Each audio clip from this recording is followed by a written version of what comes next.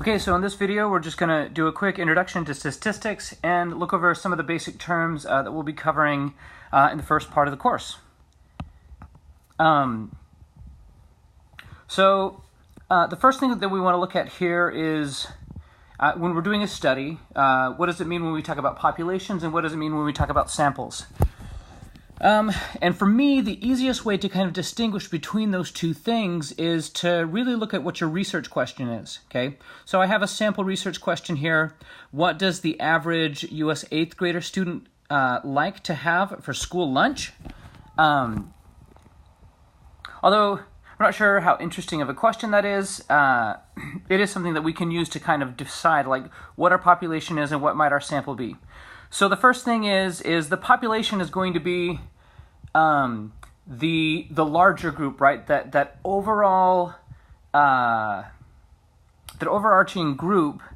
So I'll kind of denote this by this big circle here. So this is like the big group that we're trying to study, and it includes everybody that we've categorized up here. So if you look specifically at the research question, we're saying, so just in the U.S., just 8th graders, right? So that's the population.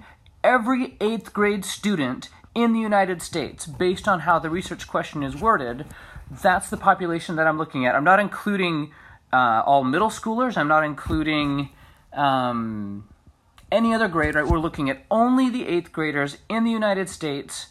And what do they like to have for school lunch?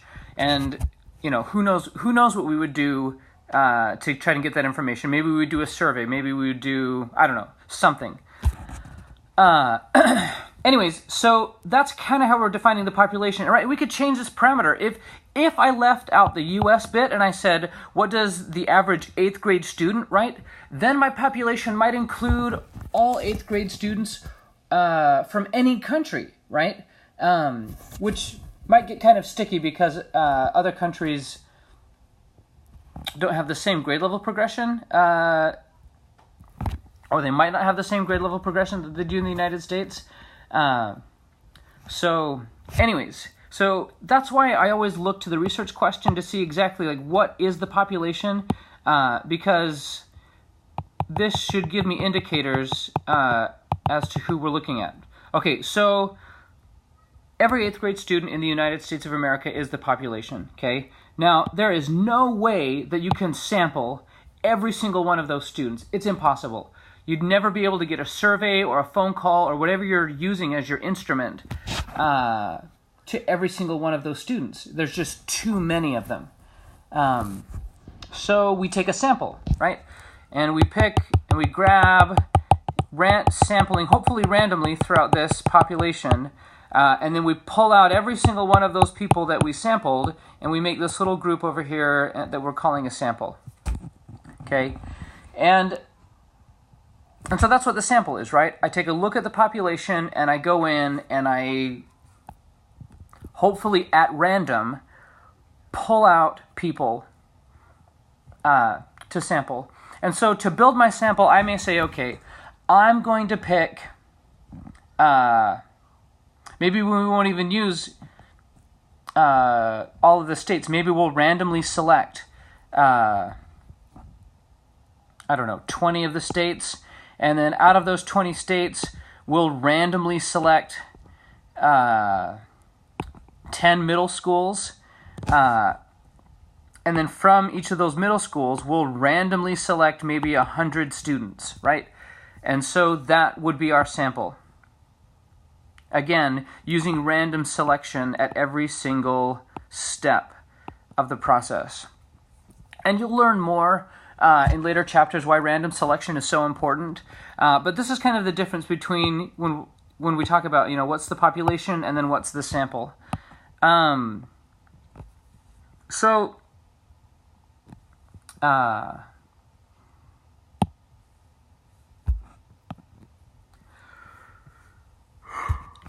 So the next thing on here, let's see, do I talk about, I'm going to skip down to the random sample really fast. We'll pop back up to that other one in a second.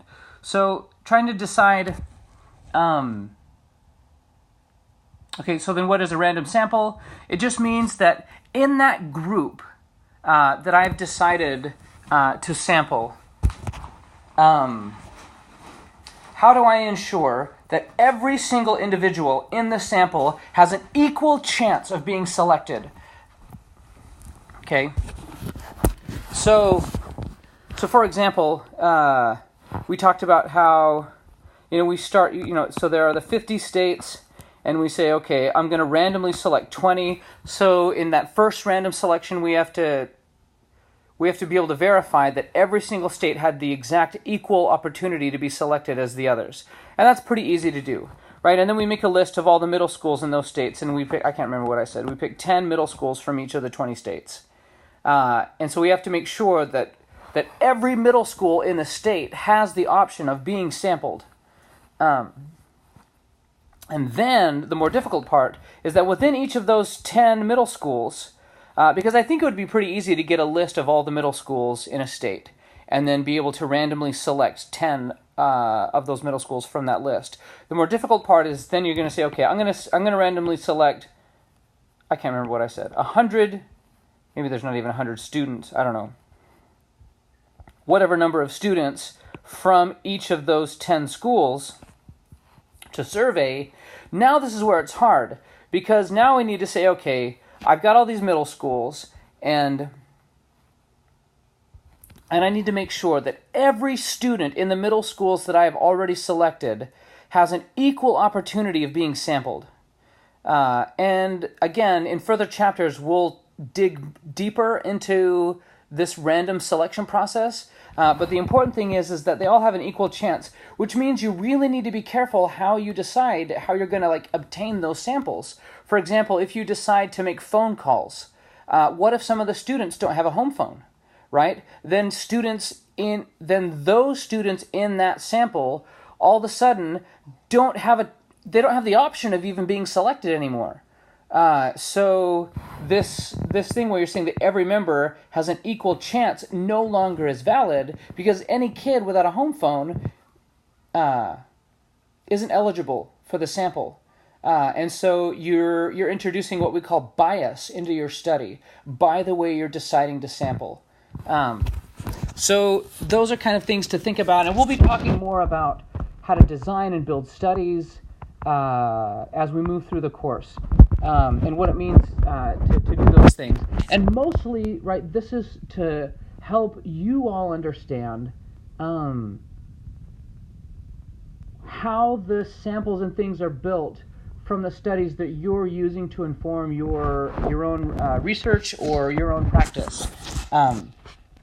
So, hopping back up a slide to the parameters and statistics. So this... right, anytime we're dealing with this type of stuff, we're taking different data. And what we'd like to do, right, we're interested in the population. And so the next thing, right, population matches the parameter. And so really I'm interested in the parameters, but what I'm dealing with is the sample. And so we'll learn in a couple of weeks what a mean is. It's basically just an average. But when we're trying to find the mean of something, if you're looking at the statistic,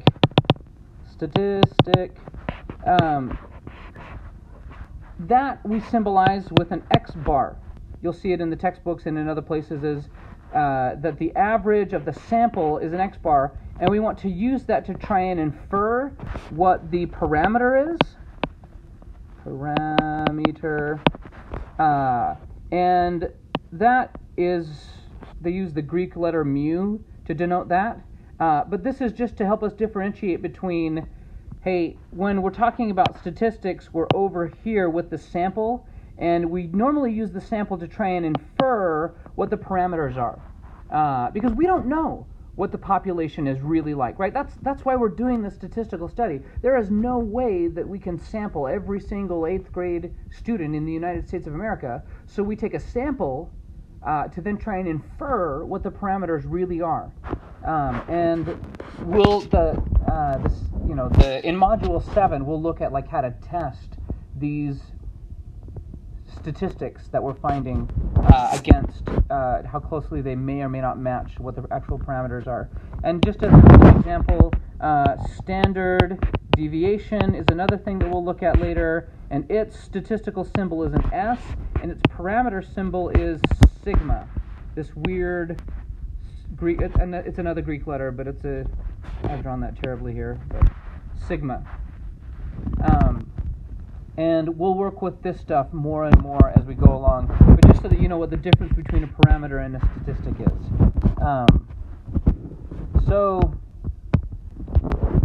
All right, last couple of slides for this intro. We want to think about the different types of data that we can collect. So the first one we want to look at is measurement data. Okay. And often we refer to it as quantitative data. It's data that's numerical in nature. Okay. So the descriptors that you'll see, it's an actual measurement of an object. So you could be taking a measurement of you could be taking a measurement of temperature. You could be like actually measuring the physical dimensions of an object, or like a measurement of time, right? These are things that you're actually like taking measurements for. The data is numerical in nature, and this is nice because then we can apply all of the mathematical tricks and things that we'll be learning about to these data sets as we move on. But that's what measurement data is, and it's really important to keep this separate from the categorical data that we're going to look in the next slide, because often there are different data types. Okay, and so you have, like I mentioned before, there's the quantitative data, and this is categorical or kind of qualitative data. And this type of data, you're looking at, so the definition here is it's counts or numbers of observations per category, or it's often referred to as descriptive data. And you could say, okay, a categorical data is what is the highest degree that a person has earned. Is it a high school diploma, a GED, an associate's degree, a master's degree, a bachelor's degree, and that's a place, a counter that I can toss numbers into. I can say, okay, in my population there are 15 people with a GED, or whatever, or in my sample there are that many people. And then, as another example, what flavor of ice cream do you like? Those things are all fit into this categorical data where I'm just counting things, and we are generating a number, but it's not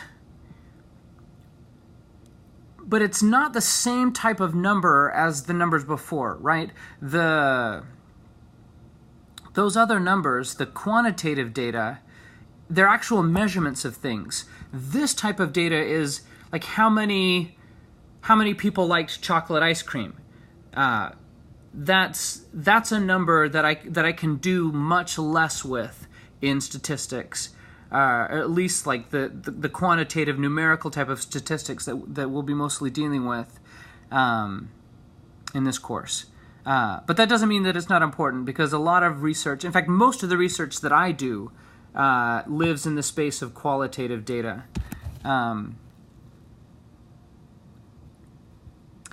So keep these two things in mind, because we'll be looking at them in the next section as we look at different types of measurement.